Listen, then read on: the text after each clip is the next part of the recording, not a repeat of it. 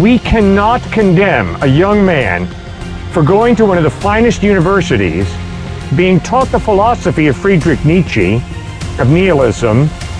We cannot condemn him for living out that philosophy and murdering somebody. Hey everybody, just a quick hi from me. Let's jump in and see what Cliffe Knechtle is all about in this video. I often find that when I'm trying to make a case for objective morality, especially if I'm arguing with, say, like a scientific materialist, that type of person, I run into this argument, and I kind of have trouble with it.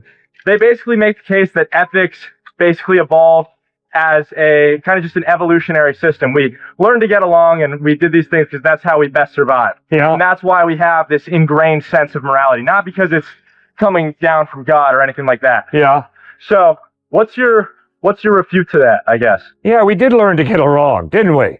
Only problem is the 20th century was the bloodiest century of human history. You put together Stalin and Hitler, and you've got so many millions of people being slaughtered, it's scary. But some of the best educated people around.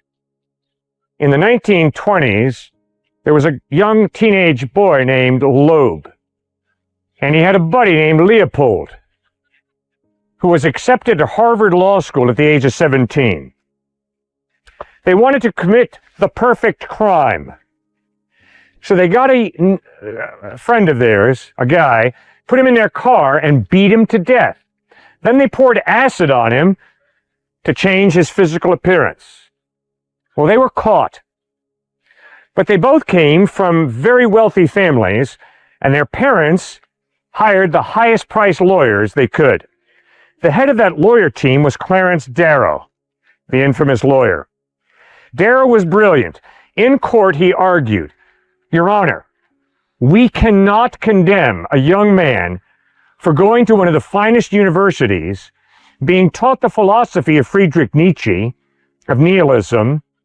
We cannot condemn him for living out that philosophy and murdering somebody." Darrow won. The kid was not given the death penalty. The bottom line is, you believe something? Live it out. Okay, let's discuss.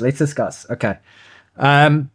Okay, so Cliffe is not actually trying to refute the point or to try to explain to the student, because his question, the question the student asked was, how do you prove God from the moral argument? Arguing that, because we have morals, there has to be a God. Cliffe is not really doing that. What Cliffe is doing is he's exposing the complete absurdity and danger of the atheistic worldview, okay? And this worldview is being pushed down the throats of every thing on two legs in the Western world, okay? Maybe you don't agree with me. That's how I feel. That's fine. The reason I say that is when I listen to people have this argument that educated people move away from belief in God, okay?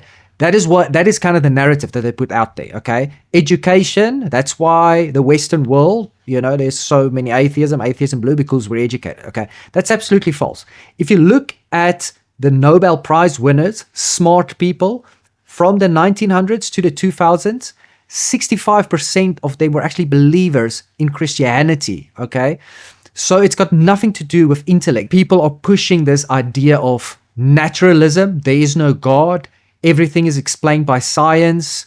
And I have no problem with science. I actually believe that science and Christianity harmonize perfectly. Like those two combined makes more sense than just naturalism on its own.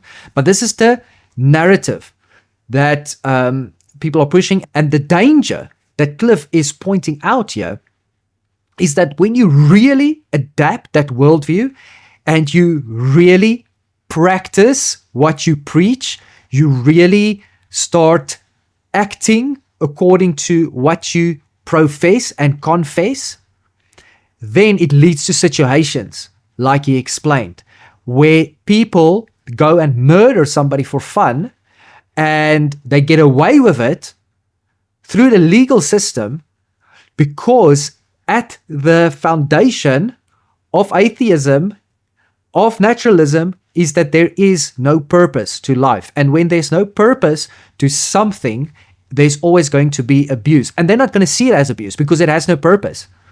If, I take my phone and, I believe it has no purpose that it was created for, I can just throw it against the wall and I'm not going to think of it as abuse.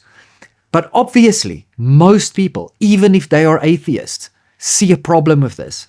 And this is the point that Cliffe is trying to bring across. Like, listen, you can't say with your mouth that you're an atheist, but in your heart, you actually treat people like they have value. Like, those two things, they don't align. And that's why we should reject atheism. And if you believe that people have value and actually equal value, no matter what race, what gender, you should actually look to Christianity, because the values that the West have, when it comes to the value of people, it was founded in the Bible. Yes, the West is a post-Christian society at the moment, largely, but it was founded on biblical truths. And the belief that we have that people are valuable comes from the Bible, that humans were created in the image of God. And not only Christians, all humans. In James 3 verse 9, it says, we, with the mouth, with the tongue, we bring praise to God, but with that same tongue, we curse people made in the image of God. It's speaking of the way we treat people. This is a Christian foundation. So this is just my thoughts on this video. I just want to play you this clip by Peter Atkins, if you don't believe me. This guy is a naturalist atheist, and he's going to tell you point blank that according to him, the conclusion of science, the conclusion of naturalism, the conclusion of atheism is that there's no purpose in life. And when you come to that conclusion, people, you arrive at a incredible, dangerous place. And don't let it bring you down too much, because it's not what I believe. It's what this guy believes. And if you actually watch the whole debate, you'll see how absolutely miserable this guy is. The way he speaks with John, it's actually quite devastating. But yes, I'm rambling on. Just watch this clip. I just want for us to sink in really how dangerous atheism, naturalism is. And I don't know why anybody thinks it's a good idea to push this worldview in colleges, in schools, and try to get people to move away from belief in God. And it's not just that I feel like, obviously, it's better. And I don't just say this because I'm like, it's more positive for people to believe in God. Because I think a lot of people will agree with that. They'd say like, like, belief in God can bring a lot of comfort. And I agree with that. But that's not the reason why I say it's true. I say it's true because I really believe it's true. And I think there are many, many very good arguments for the truth of Christianity. And there's more than that. There's personal experience that I've personally had. And we can get into all of that in a different video. But for now, I just want to leave you with this scary thought. And I think we just need to open our eyes and and just be aware of where this atheism thing is going to drive us, as a society, if people really start believing it. And I think there are two classes of question. One is stupid questions, and the other is real questions. Science deals with real questions. Science deals with questions for which there is evidence. So, whereas a typical religious question might be, what is the purpose of the universe? Science can dismiss that as an irrelevant question. There is no evidence that there is any purpose in the universe. Science need not trouble to try to answer them because they're nonsense questions. If there is no purpose, what motivates scientists to do what they do? Well, you've got to get through life somehow.